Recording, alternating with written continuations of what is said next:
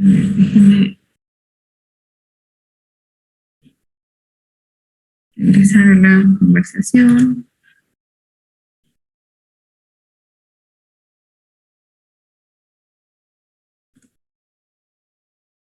Recording in progress. Ok.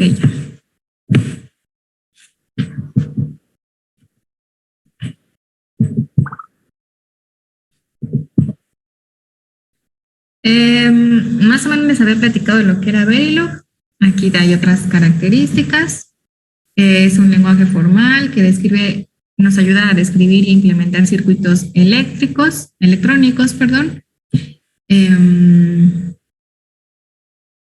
Y estas características mejor las vamos a ver ya que lo estemos haciendo. Vamos a ver lo que ustedes ya conocen por medio de la experiencia, que yo pienso que es la mejor manera de que se nos graben las cosas, haciéndolo, ¿no? Que si antes les hubiera puesto la presentación y después hubiéramos hecho la práctica. Y aparte, admito a sus compañeros. Bueno, pues esa fue mi táctica, que primero ponerlos ahí a ver el Verilog como tal, ya con sus dedos, que les salieran errores y que supieran resolverlos y ya más o menos se saben la estructura. Entonces, pues sí, esta es la estructura. Es la palabra reservada módulo, el nombre del módulo, entre paréntesis van entradas y salidas, luego van las declaraciones de las señales como tipo while o tipo ref, y todo se cierra con end module. Aquí puede haber más cosillas, ¿no? Aquí dice que podemos colocar aquí 3 tipos de procedimientos o 3 tipos de cómo hacer las cosas, de manera funcional, estructural o esta que se me hace una palabra rara. Por ejemplo, aquí nosotros ya vimos este tipo de descripción, cuando ya tenemos la ecuación y simplemente utilizamos la palabra reservada assign y ya tenemos nuestro circuito. Entonces, ¿cómo quedaba? Bueno, pues igual tenemos nuestra palabra reservada módulo, el nombre del módulo que tiene que coincidir exactamente con el nombre del archivo .v. Después siguen entradas y salidas. Aquí la única diferencia en la vista es que aquí no se le dio un retorno de carro, un enter, y después de cada coma pues tampoco se le dio enter, entonces todo lo pusieron en la misma línea. No hay ningún error de sintaxis, simplemente es por cómo se mira, ¿no? Cómo lo miramos. El detalle, cuando yo les dije que lo hicieran línea a línea, pues es que a ustedes les dará la oportunidad de poner comentarios en sus códigos. Y bueno, aquí ya tenemos la ecuación booleana y simplemente la asignamos a la salida. ¿Quién está involucrada en esta ecuación booleana? Pues las entradas, ¿no? Y estas son las entradas ABC, ABC, y se asignan a la salida y se termina la descripción del módulo. Y así nosotros hicimos nuestro circuito también, asignando únicamente la ecuación booleana. Entonces, hay una descripción que se llama funcional, que en ella vamos a nosotros escribir o describir circuitos combinacionales. No sé si ya se los mencioné, me parece que no, pero ¿alguien tiene bien claro qué es un circuito combinacional?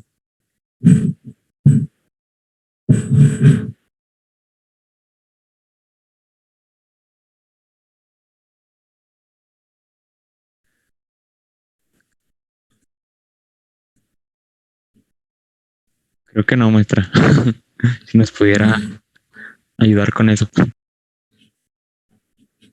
Ok, bueno, un circuito combinacional es aquel en donde la salida cambia casi de inmediato que cuando cambia alguna de las entradas.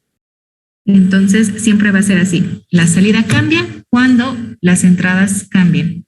Así, tal cual, así de simple. Por ejemplo, aquí vamos a tener un valor de Z casi instantáneamente de cuando tengamos los valores de ABC de este lado. Y si cambia B, por ejemplo, si a B le ponemos otro valor distinto, casi en ese mismo instante es imperceptible para nosotros. Hay un pequeñísimo retardo ahí en los circuitos que están dentro de un circuito combinacional. Es lo que tarda en llegar la señal, pero en los convencionales, pues por nosotros podemos verlo como instantáneo. En el momento en que cambia alguna de las entradas, la salida también. Entonces la salida depende directamente de las entradas. Esa sería como una definición más formal. Y los circuitos secuenciales no. Los circuitos secuenciales dependen de dos cosas, no únicamente de las entradas, sino de un estado anterior. ¿Cuál sería ese estado anterior? El martes veíamos los circuitos que almacenan información. Entonces, ese estado anterior sería el dato que tenemos guardado. Como está guardado, quiere decir que en un tiempo anterior se procesó y se quedó almacenado. Entonces, por eso el circuito secuencial depende de dos cosas, de las entradas y de un estado anterior o de una información que ya tenemos guardada. Esa sería la diferencia entre las dos. Entonces, bueno, ya partiendo de esa parte,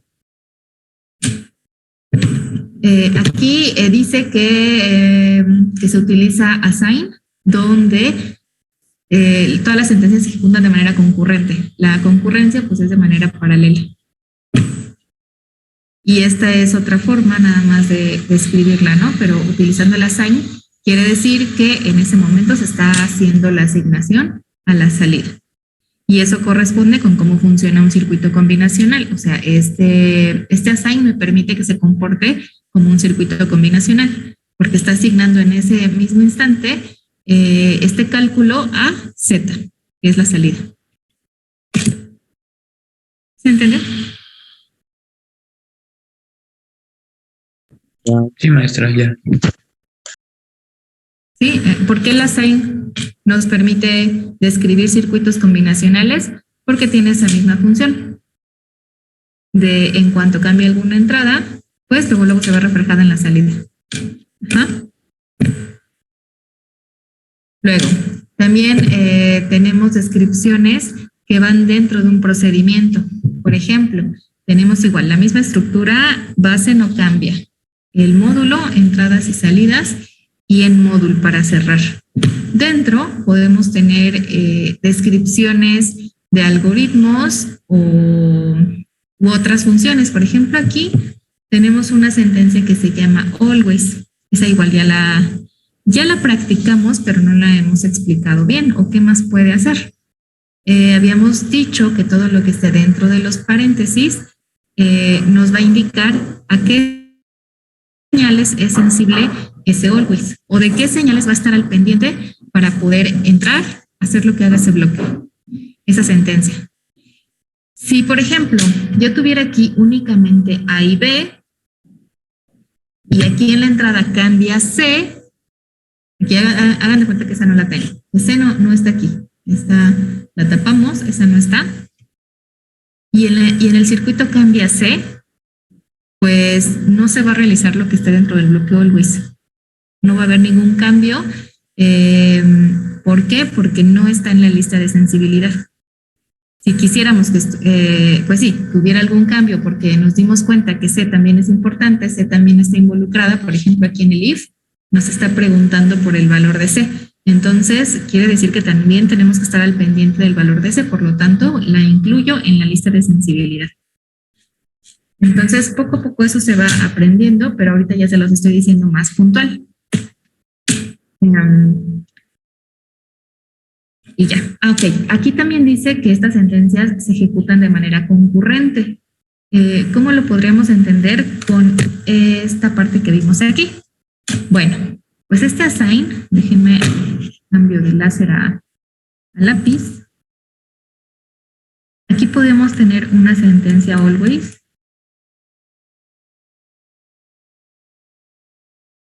Con todo lo que... Ay, esto es una arroba. Y puntos suspensivos con lo que tenga adentro. Entonces, esta sentencia assign o esta asignación a Z y este always se están ejecutando al mismo tiempo. ambos están ejecutando al mismo tiempo. Entonces, por ejemplo, si aquí este always va a asignar el valor a una salida Z2, por ejemplo, pues en el circuito vamos a tener una salida Z y Z2,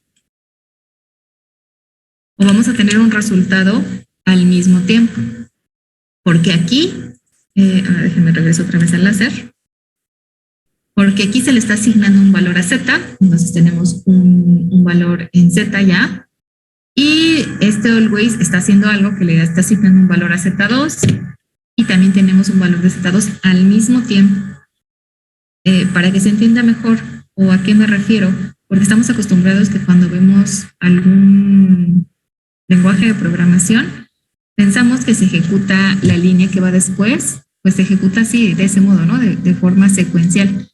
Y no porque este always esté abajo del assign, se va a ejecutar después, sino ambos están ejecutando al mismo tiempo. ¿Sí? ¿Sí queda entendido aquí?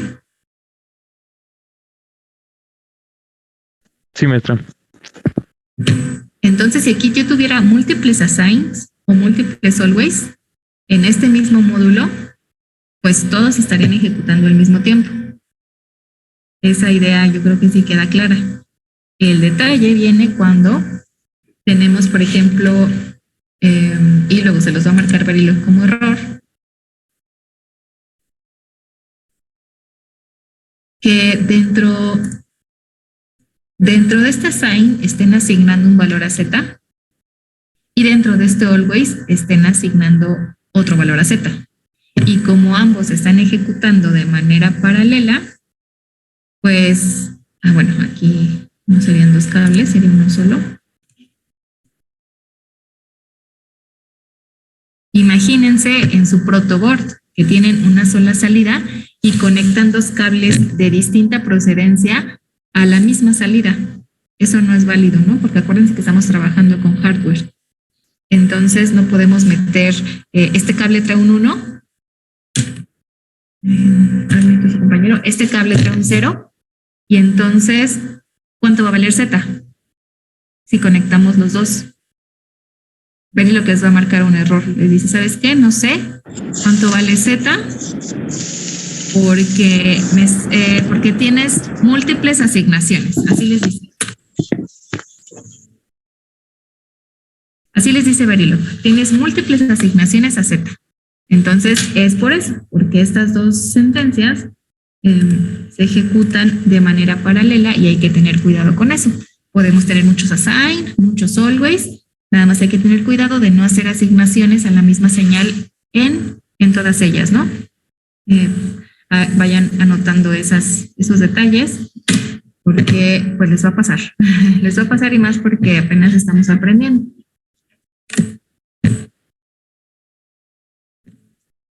Luego, también tenemos la descripción estructural. Esta de acá era aquí le llaman funcional. Esta le llaman estructural. Y es cuando utilizamos las instancias o las compuertas. ¿Se acuerdan que también hicimos un ejercicio así? En lugar de colocar la ecuación booleana, pues empezamos a conectar las compuertas or, and, no me acuerdo cuántas eran, que la not, que no sé qué, pues hicimos más o menos un circuito así, ¿no? Y empezamos a conectar. Y tiene la misma estructura, módulo y en módulo. Entradas y salidas.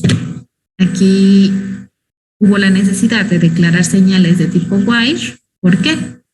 Porque no teníamos dónde colocar el resultado. Por ejemplo, aquí tengo esta AND1, esta AND2 y esta AND3. Ambas son de dos entradas y una salida. Entonces, AND1, su entrada viene de A directamente y A es la entrada principal, la entrada del circuito. Esta sería una caja, bueno, parece que se borró, pero está aquí. Entonces, esta es la caja blanca de este circuito.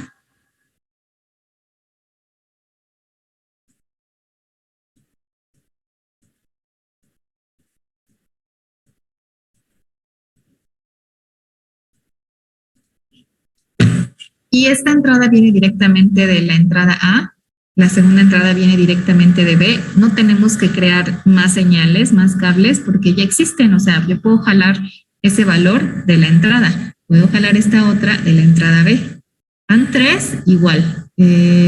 Las tres están tomando sus valores de las tres señales de entrada. Por lo tanto, no tengo por qué crear más porque ahí están. Ya están ahí como input, ¿no? Ya están ahí como input. Y luego tengo una cuarta compuerta que es la OR. Esta OR toma sus valores o los que va a operar de las salidas de la AND. Esta es una OR de 3 entradas. Estas sí no existen. Estas sí no existen como tal y tengo que crear esa conexión entre esta AND 1 y esta OR 1. Y eso también lo hicimos, ¿se acuerdan? Lo dibujamos y en este ejemplo, bueno, los cables les llamó out 1, out 2 y out 3. Los creamos porque no teníamos cómo accesar al valor de salida de AND 1, por ejemplo. Entonces, al crear out 1, pues ya entonces ya queda fácil. Entonces, ya cuando yo esté en hardware, perdón, en Verilog, pues voy a decir, voy a hacer el AND de A con B y el resultado lo voy a poner en out 1. Y luego ese resultado de out 1 es la entrada de la OR 1, pero pues ya tiene un nombre, ya tenemos de dónde tomar ese valor. Y la salida de esa OR pues va a Z, y Z es la salida, entonces eso también ya existe. Por eso es que esa es la razón de que se crea el wire. Los wires son para conectar dos elementos. Dos, aquí está 1, 2, y aquí está el wire. Aquí no hay dos elementos que conectar, solamente es uno. Esa sería otra forma de que se acuerden. Entonces, aquí tenemos la descripción, aquí tenemos AND 1, AND 2, AND 3, ¿se acuerdan de esta sintaxis? Es el nombre de, en este caso de la compuerta, después sigue el nombre o la etiqueta que ustedes le van a poner, después viene entre paréntesis, pues las patitas, ¿no? Las entradas y salidas. Siempre, al utilizar las compuertas básicas en Verilog, se pone la salida en el primer, en este primer espacio y las entradas en las siguientes. Se cierra y punto y coma. Entonces, estamos conectando de ese modo. La salida de AND 1 se va a ir a out 1 y las entradas son A y B. Aquí está, ¿no? O sea, lo que estoy explicando está aquí. Y lo mismo se hace con las otras dos. Finalmente, en la OR, que se llama OR 1, la etiqueta es OR 1. Por eso les digo, primero tienen que tener su diagrama de bloques con nombres y todo, el nombre del archivo, el nombre del módulo, todo con nombres para ya nada más vaciarlo aquí. Luego la OR dice que la salida la va a colocar en Z y estas son las entradas. Entonces, aquí puso 3 entradas. Realmente en estas no hay una AND de 2 entradas o una AND de 3 entradas. Simplemente pones más comas, ¿no? Para seguir poniendo entradas. Y así. Y esta parte ya la practicamos. Ya tienen su simulación y ya ven que también pues sí, también se puede hacer este circuito de ese modo. ¿Dudas hasta aquí? De momento no, maestra, por mi parte. Ok, ¿los demás? No, maestra, sí quedó claro. Y pues como repaso de lo que hemos hecho. Precisamente. Sí, y más que vean que no es igual que se los esté presentando en la diapositiva, que ustedes ya lo hayan hecho. Bueno, esa es mi forma de, según yo, que se les grabe mejor, pero ustedes también pueden decirme, no, saben que no funcionó su táctica. Entonces, bueno, aquí tenemos tipos de descripciones, pues las sentencias assign y always se ejecutan de manera concurrente, eso ya se los mencioné. La descripción estructural se utiliza para la interconexión de diferentes módulos que nosotros creemos. Por ejemplo, ahorita hemos hecho un multiplexor. ¿Y qué tal si yo quiero un multiplexor más grande? Porque el que hicimos era de 2 a 1. ¿Qué tal si yo quiero uno de 4 a 1? En lugar de hacer la tabla de verdad y sacar su ecuación y describirla, ¿por qué no uso el circuito que ya tengo, este multiplexor de 2 a 1, Y entonces utilizo dos multiplexores de 2 a 1 para hacer uno de 4 a 1. Utilizando lo que ya tengo. Esta es otra de las características de la descripción de hardware que nos permite reusar el código y no tener que estar haciendo todo otra vez. Todo lo que estamos haciendo poco a poquito nos está sirviendo no solo como base, no solo como consulta para otros circuitos que hagamos, sino algunos nos van a servir que ya están hechos ya simplemente para agarrarlo y usarlo. Entonces, eso se llama reusar, ¿no? Reusar el código. Y eso nos permite gastar menos tiempo en el desarrollo de un circuito. Porque como ya tengo cosas hechas, pues ya nada más las utilizo y las conecto. Cuando yo hago una copia de un circuito que quiero reusar, por ejemplo, como les estoy platicando, quiero dos MUX de 2 a 1 que ya tengo para crear uno de 4. Cuando yo agarro esos dos MUX, más bien ese MUX, y lo copio 2 veces, se llama instanciar. Entonces, a ver, déjenme el rayo por aquí.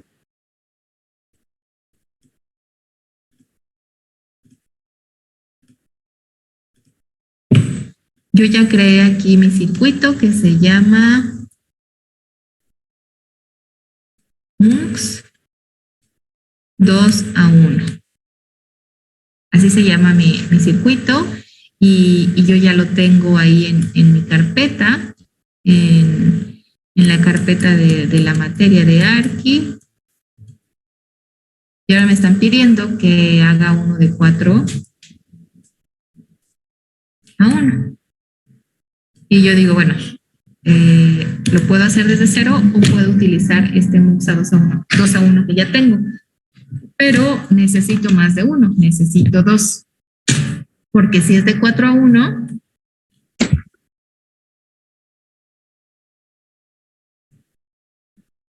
pues entonces, bueno, aquí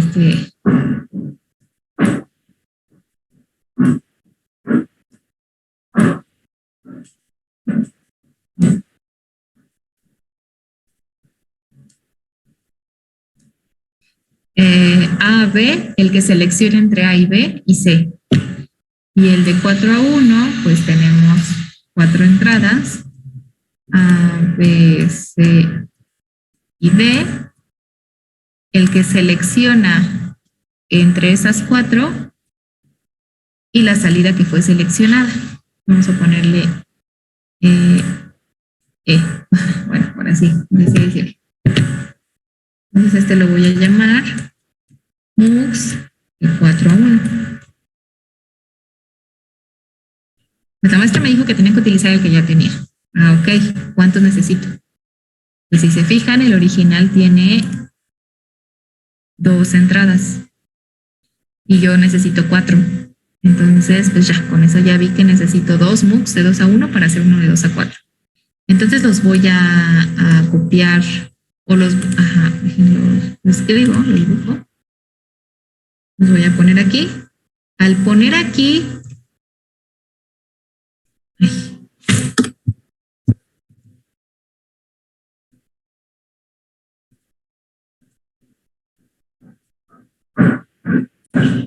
al poner aquí mi primer MUX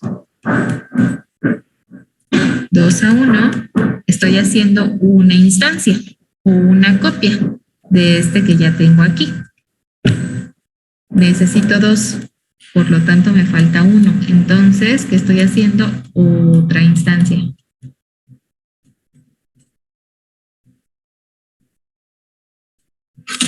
Esta sería mi instancia 1 y mi instancia 2, pero ambos son MUX de 2 a 1. ¿Cómo le voy a hacer para diferenciarlos? Pues les voy a poner un nombre o una etiqueta.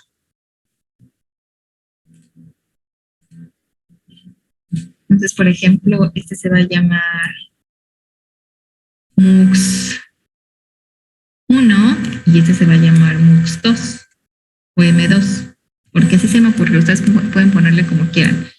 El nombre, ustedes no se preocupen por el nombre o que quede así de sencillo, no. Ustedes siempre pongan el nombre como ustedes sepan que cuando lo vuelvan a consultar lo van a entender. O sea que si es necesario poner todo un enunciado en el nombre de la etiqueta, por ejemplo, pues háganlo separados por guión bajo. Obviamente no pueden poner espacios. Por guión bajo, guión medio. Ustedes pueden ponerle el nombre a las señales lo más larga que se pueda mientras se entienda qué hace. Si ustedes empiezan a poner M1, M2, sí, pero cuando lo revisen muchísimo después o cuando alguien más lo quiera revisar, aunque esté bien documentado, a veces son tantos circuitos que pues no es que se confunda, sino simplemente tenemos que ser más específicos al nombrar las cosas. Y aunque nos dé flojera, pues hay que ponerle multiplexor de 2 a 1, 1. Multiplexor de 2 a 1, 2. Ajá, nada más por el espacio. Pero ustedes sí traten de ponerle el nombre largo para que nunca, cuando lo vuelvan a revisar, pues sí sepan de qué se trata la señal. Igual a los cables, a los wire. Hay una convención que tenemos aquí donde estoy en el laboratorio, donde se tiene que, a pesar de que eso es libre, el nombre que nosotros le queramos poner a los wires es libre, ahí se tiene la convención de que a los diseños se les ponga la W primero, indicando que esa señal es un wire. Después se ponga el origen de la señal, o sea, de qué módulo salió. Y después guión bajo y se ponga el destino de la señal, o sea, que se ponga a qué módulo se conectó y a qué entrada. Entonces, si se fijan, pues sí se hace así un nombre muy largo, pero a la hora de estar revisando las simulaciones, pues eso queda súper práctico. A lo mejor en el momento sí poner el nombre largote, pues sí está tardado, pero a la hora de estar revisando las simulaciones no perdemos tanto tiempo porque ya sabemos ese cable específicamente qué información tiene. Y si el cable dice M1 o dice cable 1, cable 2, pues quién sabe, ¿no? Entre muchísimas señales que vayamos teniendo poco a poco en las simulaciones, pues no va a ser factible. Bueno, entonces eso es lo que les quería comentar. Que a las copias que vayamos añadiendo van a ser instancias y la palabra que yo voy a utilizar va a ser instancia. Y esa instancia pues es el módulo original con una etiqueta para poderlos diferenciar de los demás. Ya ahorita cómo se conectan estas, ya lo veremos después.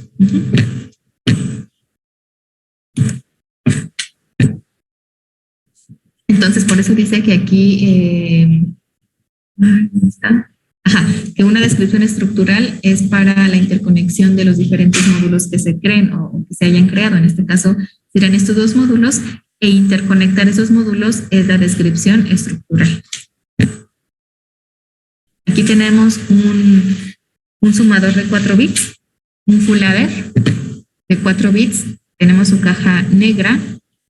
Las entradas, aquí todos estos diagramas están todos feos, porque aparte de que, bueno, no tienen el orden que yo manejo, que es entradas del lado izquierdo y salidas del lado derecho, pues tampoco tienen sentido las señales. Tienen que tener su flechita, ¿no? Hacia dónde van. Son entradas o salidas. Aquí les faltan 2 flechitas. Entonces, bueno, entendemos que este full adder va a sumar con B, que ambos números son de 4 bits. Aquí en lugar de poner un bus, o sea, una señal que tenga más de un bit, separaron las entradas por cada una de un bit. Entonces pusieron a los 4 bits de A acomodados desde el menos significativo al más significativo e igual con B. Ajá, en lugar de tener una sola señal que se llame A, tienen una señal que se llama A0, A1, A2 y A3 y cada una es de un bit. El Cout, aquí está, perdón, el Cin, está de este lado, es el acarreo de entrada, es igual, es de un bit. Y Cout, aquí está, este también es de un bit. La salida de la suma, pues es igual un número de 4 bits, ¿se acuerdan que eso también ya se los había dicho? Si sumamos 2 números de 4 bits, el resultado es de 4 bits y el acarreo está aparte. Ya en el resultado igual pudiéramos unir o concatenar los bits de la salida con el del acarreo para que ya nos diera el número. Eso vamos a ver el ejemplo, ¿no? Pero para que nos diera el número decimal, que a la hora que lo vean en la simulación, ustedes piensen que ya está bien, porque si ven el resultado, por ejemplo, un número de 4 bits, ¿hasta qué número o en qué rango puede estar un número de 4 bits? O sea, desde el 0 hasta ¿cuál? Si yo quiero poner aquí un número en A y un número en B, ¿qué números podría poner?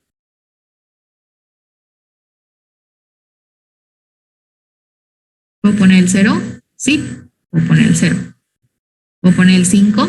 ¿Cómo sería el 5?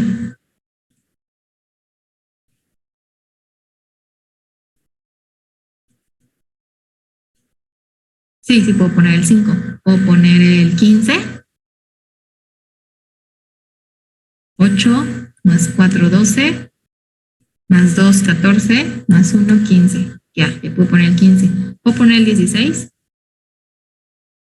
No, dice ya no. No, ya no, sí. Ajá, entonces a eso me refiero cuando les pregunto el rango.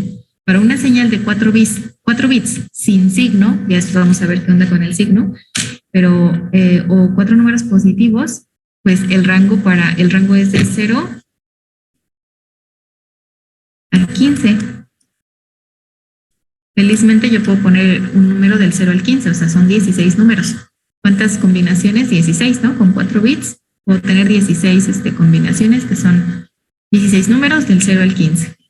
Entonces, si yo quiero sumar, si yo aquí puedo poner el 15 y entonces acá yo también puedo poner el 15 porque también es un número de 4 bits. Pero si los quiero sumar, ¿cuánto me da en decimal?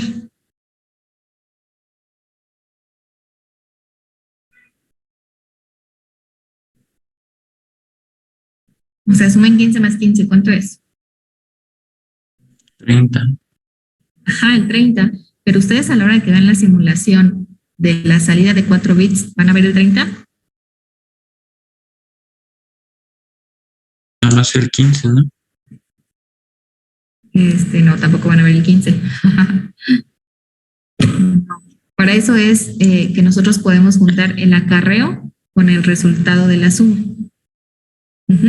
O sea, no es que no tomemos en cuenta el resultado tal cual, sino que pues también tenemos que hacer uso del acarreo.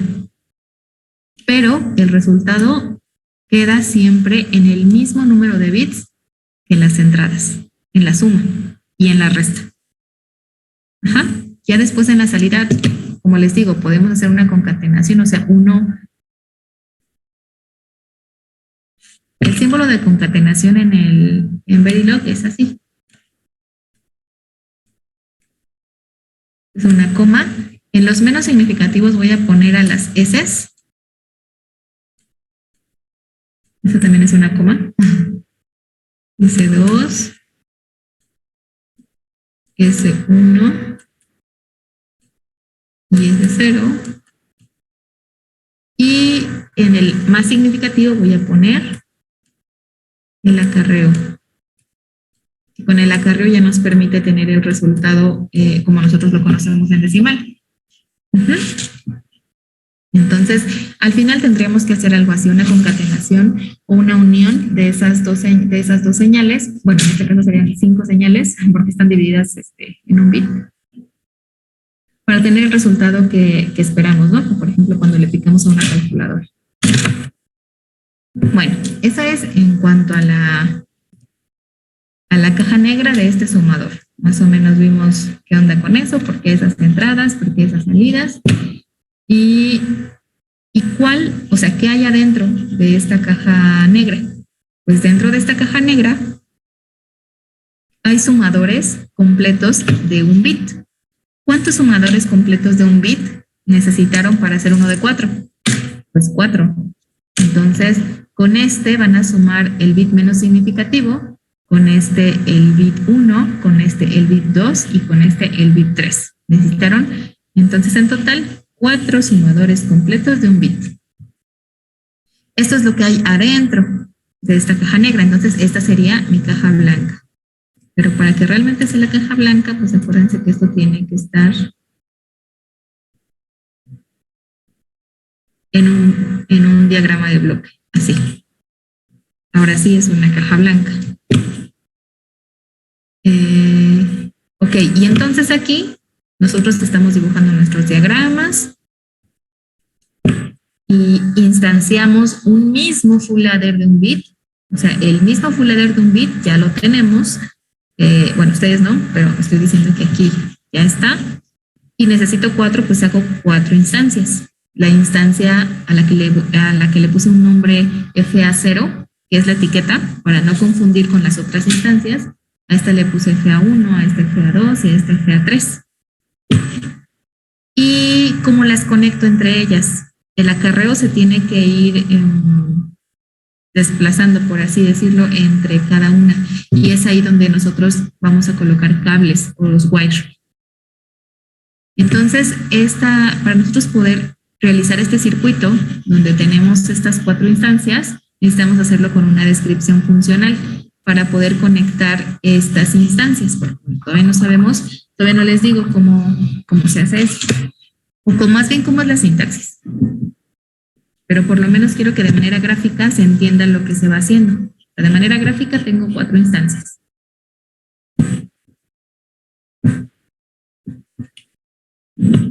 Este es el circuito para el full adder de un solo bit.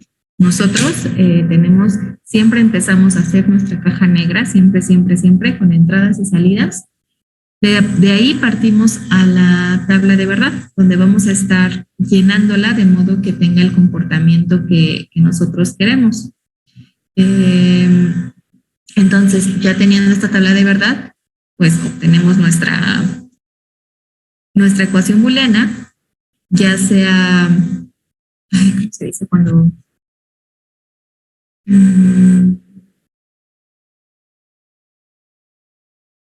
Se me fue el nombre. Bueno, aquí la tenemos sin simplificar. Aquí la tenemos sin simplificar o simplificada. Ya vimos que no hay cambios realmente en el resultado, porque es lo mismo, simplemente estamos simplificando la ecuación. ¿Cuándo sí era importante simplificarla? Pues cuando estábamos haciendo nuestra protoboard, pues en lugar de tener un montón de compuertas, pues ya nada más, por ejemplo, aquí nada más teníamos 2 XOR y ya teníamos el resultado. Pero cuando estamos elaborando en protoboard, sí era muy importante tener las ecuaciones simplificadas para así gastar menos y comprar menos circuitos. Acá, pues lo único que perdemos es tiempo. Tiempo en lo que escribimos todo este chorizote, pudiendo tenerlo ya así, simplificado. Entonces, lo único que perdemos es tiempo. Y entonces, aquí nos está haciendo, bueno, obviamente como son 2 salidas, la salida de la suma y el acarreo de salida, pues nos tienen que salir 2 ecuaciones. Aquí están las 2 ecuaciones, la ecuación de salida y la ecuación del acarreo. Y por eso es que tenemos aquí 2 assign. Entonces tenemos las señales de entrada, las señales de salida según nuestro diagrama de bloques y nada más vaciamos la información que nosotros analizamos anteriormente. Pasamos nuestras ecuaciones a la sintaxis de Verilog. ¿Cómo es la XOR en Verilog? Pues es esta tilde, esta otra tilde. ¿Cómo es la AND? Es una sola. ¿Cómo es la OR? Es una sola línea, es una sola AND. Y ambas se cierran con punto y coma y se cierra en módulo. Y así, de rápido ya tenemos el sumador completo de un bit. Entonces, ya tenemos este circuito dentro de un archivo que se llama igual fulladder.v. Siempre el archivo se tiene que llamar igual que el módulo. Entonces, parece lógico, pero como a veces nada más estamos copiando y pegando, ya sea de nuestros compañeros o de internet, o simplemente como no estamos entendiendo y nada más estamos copiando lo que hace la maestra, pues no nos damos cuenta en esos detalles. Por eso siempre hagan esto antes. Y ya que tienen esto antes, pues ahí mismo le escriben el nombre del circuito, o sea, cómo nombraron a su circuito. Y a la hora que lo pasen a código, pues ya simplemente les digo, hacen una copia de lo que ustedes ya pusieron en papel.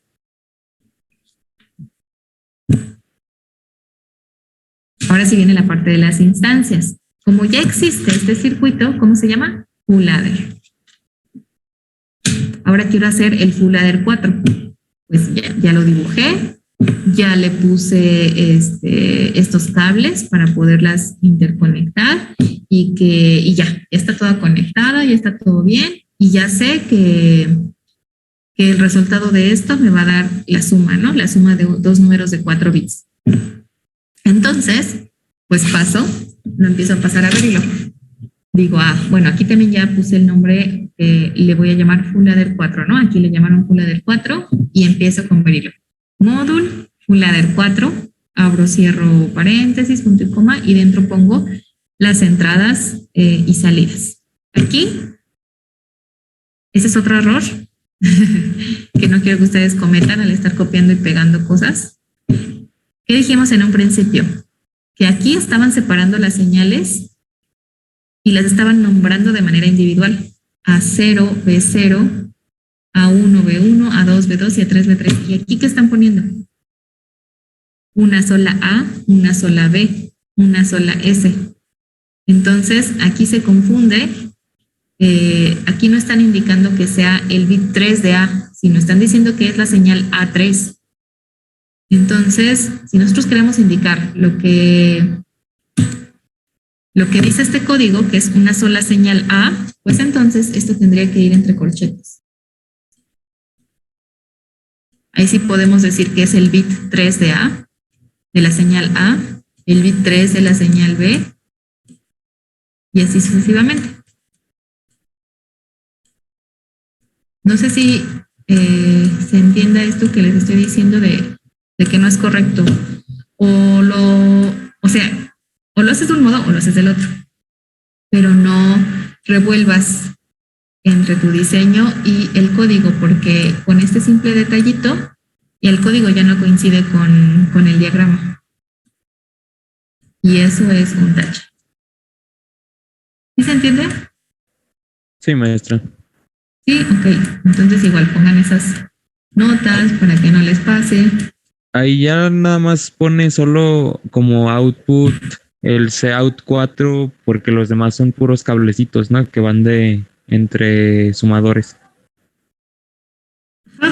Sí, precisamente me faltaría entonces otra línea. Les digo que eso indica que es mi caja blanca y ahí sí ya no hay pierde. Ahí sí identificas quién es la salida, quiénes son las entradas y cuáles son las señales internas. Ahí sí ya no confundes el C4 con el C3, C2, C1 y C. ¿Sí, no, Isaac? ¿Eso te refería? Sí. Sí, gracias, maestra. Ya ven cómo es importante lo del diagrama. O sea, sí tener bien claro entradas, salidas y luego lo demás, lo que está dentro, pues ya, eso es aparte. Entonces, bueno, si ya dejamos así nuestro diagrama, ahora sí coincide con nuestro código. Tenemos que A es una señal de 4 bits, donde el bit menos significativo es el 0 y el más significativo es el 3. Igual B, y la salida pues tiene que ser